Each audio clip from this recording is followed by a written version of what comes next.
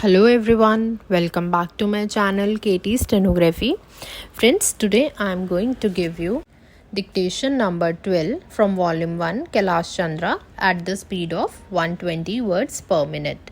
Listen carefully and write carefully. 5 seconds to go.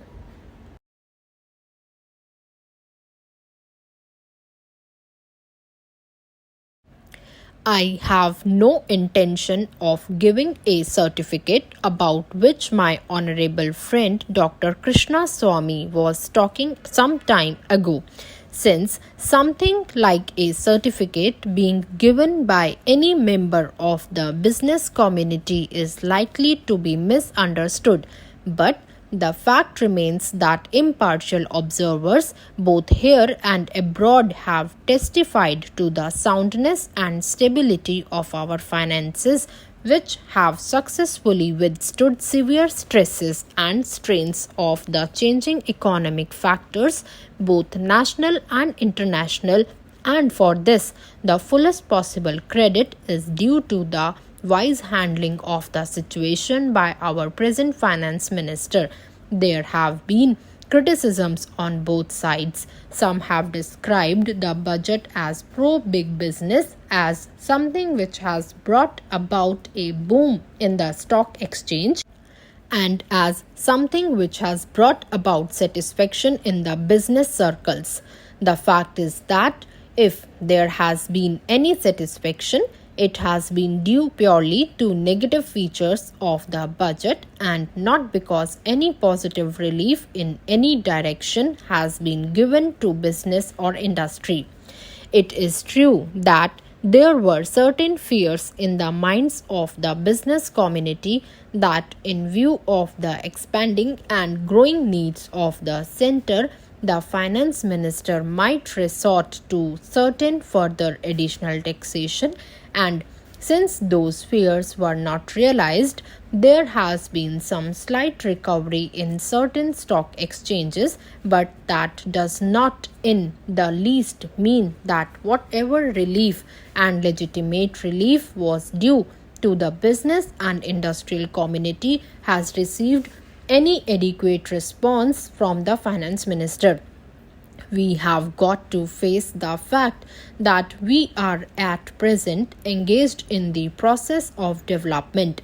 People who talk about UK and USA conveniently forget that these are the most highly industrialized countries in the world, and our taxation system, so long as we are engaged in expanding and building our economy, must be adjusted and linked with the requirements of the expanding economy and should not be compared with the high taxation levels that may be prevalent in the UK and USA.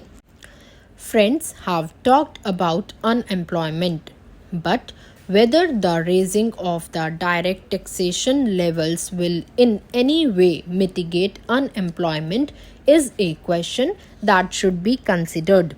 If the finance minister gives substantial relief in direct taxation, I think that might lead to an acceleration in the pace of development.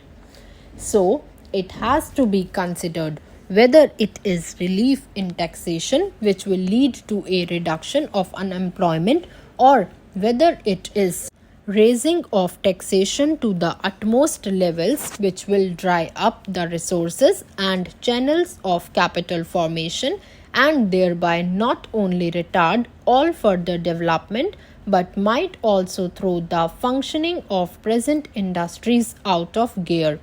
So, my submission is that when the Taxation Inquiry Committee has been appointed, it is only logical to expect that no substantial changes in the taxation structure will be made until the findings of that expert committee are known, until we know the incidence of taxation in the various sectors of our economy.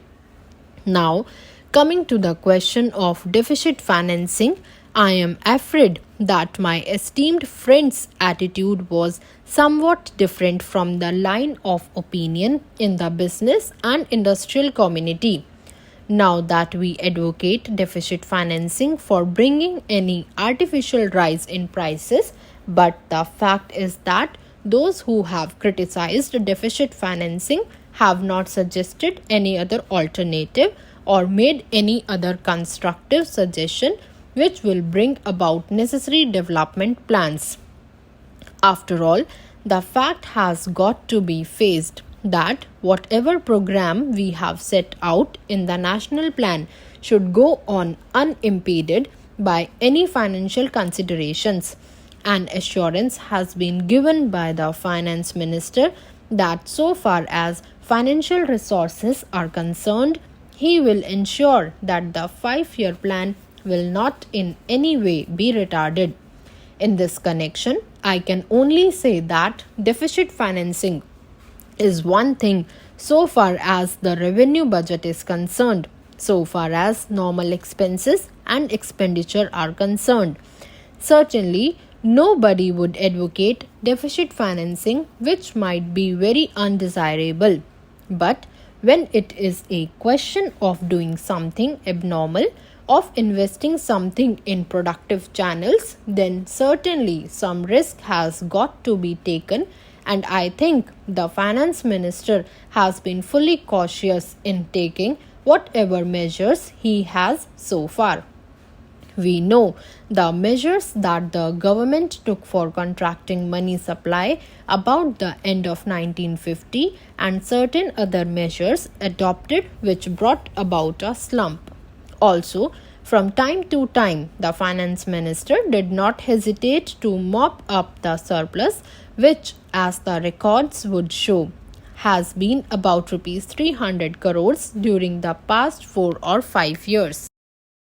Please like, share, and subscribe my channel for more updates.